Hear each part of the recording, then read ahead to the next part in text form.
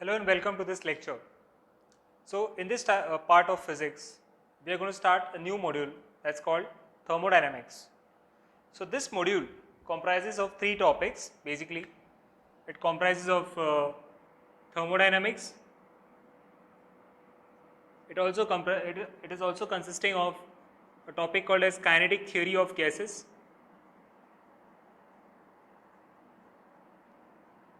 And it also has expansions, that is heat and calorimetry.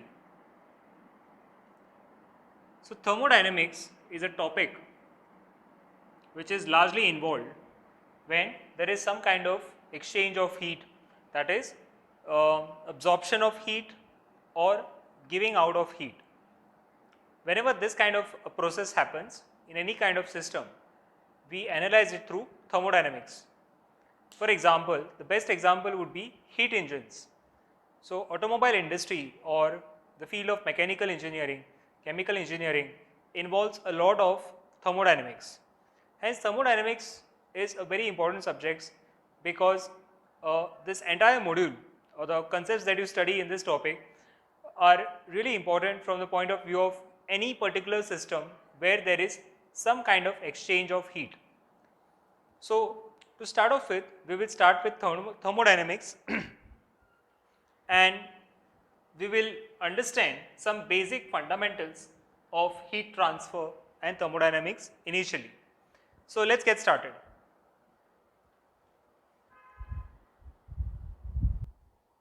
The first thing that we are going to study in thermodynamics is called a thermodynamic system. So when we speak about thermodynamic system, it is a particular set of molecules or a large number of molecules and atoms, and we are trying to analyze this system with the help of thermodynamics. So this is the system that we are trying to analyze, something that I am shading right now. Now this is the system wherein the heat is transferred or that system is giving out heat, or it is some work is done on this particular system, or it is doing work on the part outside it. Now what is this part outside of this boundary?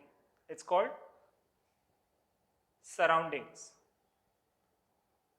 So all these words are really common which you use in daily life, and we have to try and correlate. As I always say, we have to try and correlate things, because at times you can feel that a certain concept is hypothetical and it's difficult to understand. But when we try and relate it with the other things, then it becomes easy to understand. So here the shaded part is a thermodynamic system, and inside outside of that it is surroundings. And the boundary, so this circular kind of a boundary which is there between the surroundings and thermodynamic system is called thermodynamic boundary.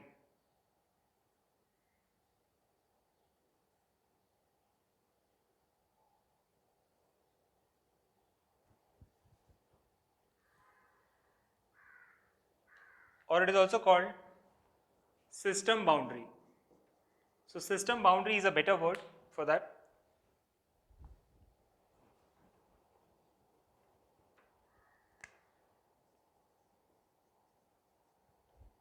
Now what kind of systems does actually exist in any kind of field? So there are three kinds of systems. One is an open system. The second one is closed system, and the third one is isolated system. So we have to actually understand now what is the difference between open system, closed system and isolated system. So when I say that it's an open system, let's say this is a cylinder and this is a lead. So there is some matter placed over here. Now the matter that we might be dealing with is any kind of solid, liquid or even gas. So all three states are possible. So what happens is, in an open system, the heat exchange is possible with the surroundings, and this is an open system. So the matter also can go. For example, if we have a pan and in that pan we have put water and we are heating up that water. So what will happen is the heat that is being generated, that also will go out and the water will get evaporated. So water will get converted into vapor and will go out. So matter, there is chance of matter being going out of the system. So that kind of system is called open system, wherein the heat as well as the matter goes out. Next is the closed system. So now what I am doing is, now I will put a lead over here. So imagine if you were to have a pressure cooker which is or a system wherein you are closing it tight and this is completely closed and you are heating that, or any kind of system which does not allow the matter to go through it. So if the system is tightly closed, then that's through that system the matter won't be going out.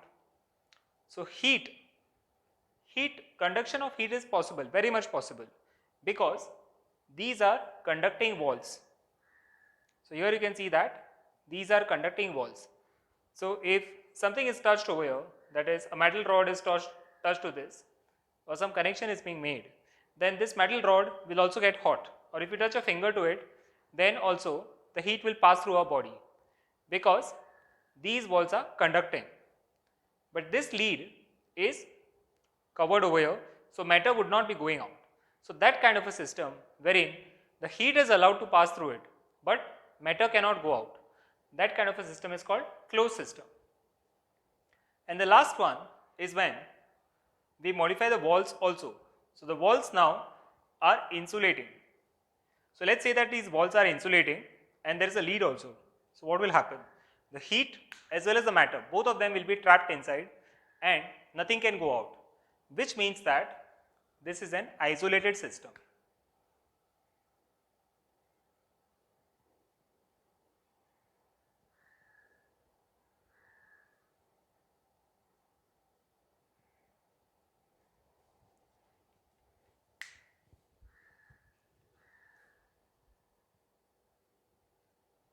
Now when we deal with heat exchange, so the heat is going out of the body or it is being absorbed, there are several other factors that one is to consider. That is, whenever there is a temperature change, the heat may be going out or may be coming in.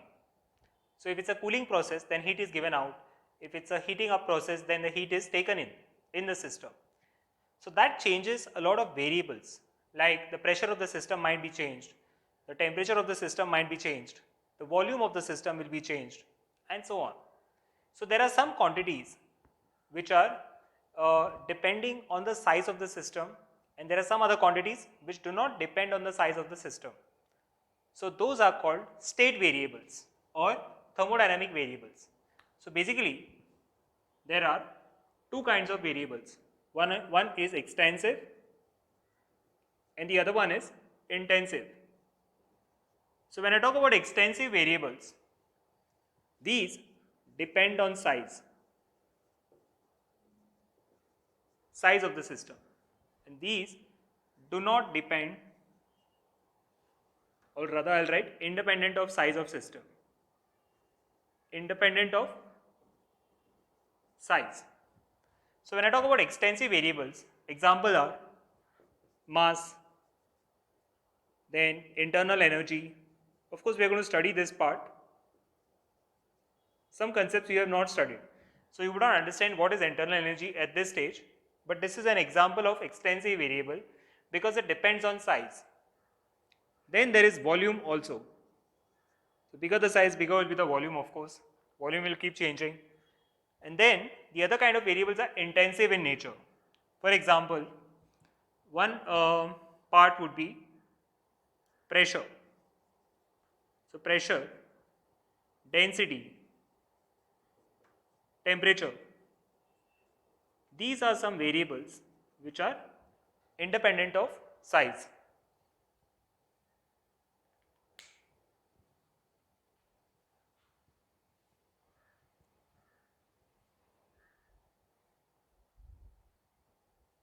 Let's understand a few more fundamentals with respect to the thermodynamics part. One is the equation of state.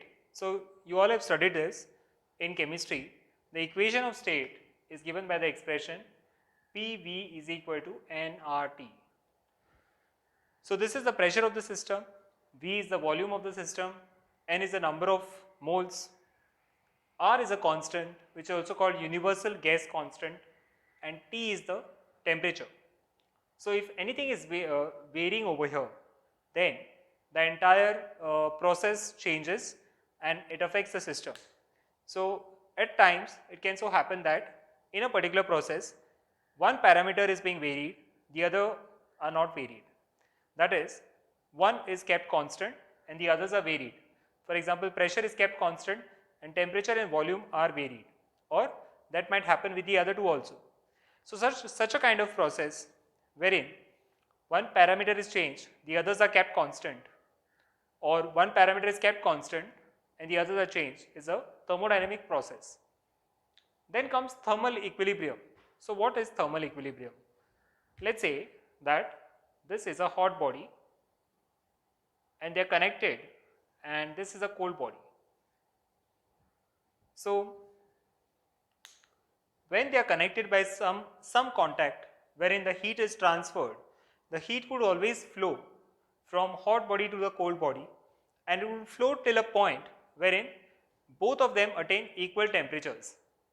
So that situation wherein the heat stops flowing because both have attained the same temperatures is called a state of thermal equilibrium. So you have studied about equilibrium in mechanics. So in mechanics we say that on a given body, if the net force acting is 0, that is all the forces are balancing each other, that is a state of static equilibrium. Here the equilibrium is slightly different, and that means equating the temperatures. That means the heat keeps flowing till a stable temperature is attained by both the bodies. And lastly, I have written adiabatic and diathermic walls. So these are the two kinds of wall used in thermodynamics.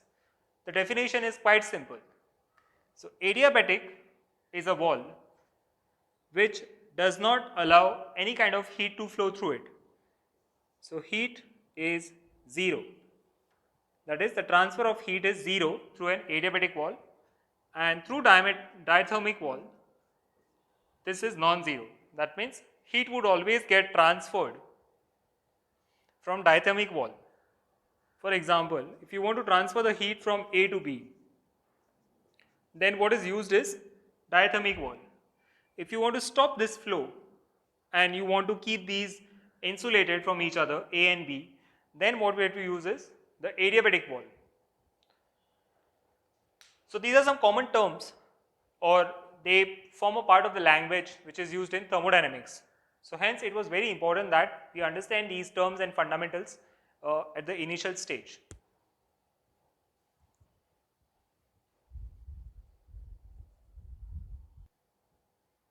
The first concept that we are going to study in thermodynamics here is called zeroth law of thermodynamics. So first we are going to study laws of thermodynamics, and laws of thermodynamics are the core part of thermodynamics. So first one is zeroth law of thermodynamics. Now what is zeroth law of thermodynamics? Let's understand it through a diagram. Let's say that this is a system which is called C. Let's say this is one wall, and let's say that this is another system. There are two systems attached over here. So this right now, this is a wall which is diathermic in nature, and this is another wall which is adiabatic in nature. So what is happening is the heat is not allowed between, the heat transfer is not allowed between A and B, but it is allowed between A and C and B and C. That is what is allowed. So that is why we have kept a diathermic wall over here and we have kept an adiabatic wall over here. So I will specify an adiabatic wall through a dashed part, and this would be plane. Now what is happening is, because A and C is in contact, the heat transfer would be from A to C or C to A till a point that A and C attain thermal equilibrium. So till a point wherein TA is equal to Tc, there would be some kind of heat exchange between A and C. Similarly, if B and C have to attain thermal equilibrium, then this has to happen, the process of heat transfer has to happen till a point that temperature of the B is equivalent to temperature of C.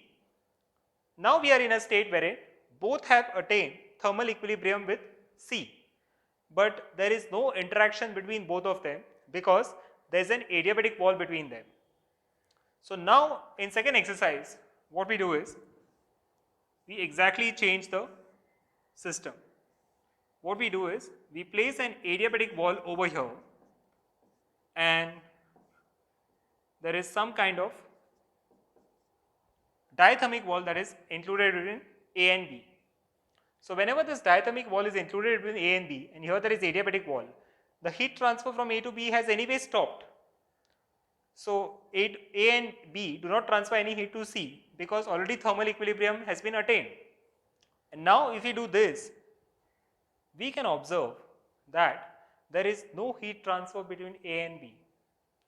So when this diathermic wall was put, if at all they were at different temperatures, then there would have been some transfer of heat. There should have been some transfer of heat from A to B or B to A. But that is not happening because TA is equal to TB. That means both already have same temperatures. That is why there is no transfer of heat from between A and B. And that's precisely what zeroth law of thermodynamics states.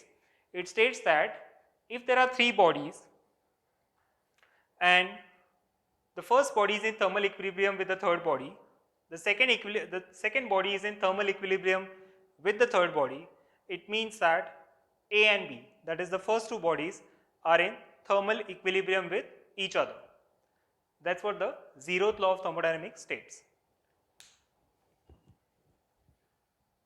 So zeroth law of thermodynamics is the law which gives us one concept, and that is temperature. So when we are talking about equilibrium or thermal equilibrium, we are specifically talking about their temperatures. Only when the temperatures are equal, there would not be any exchange of heat. So till the equal temperatures are attained, the heat would be kept flowing between two bodies.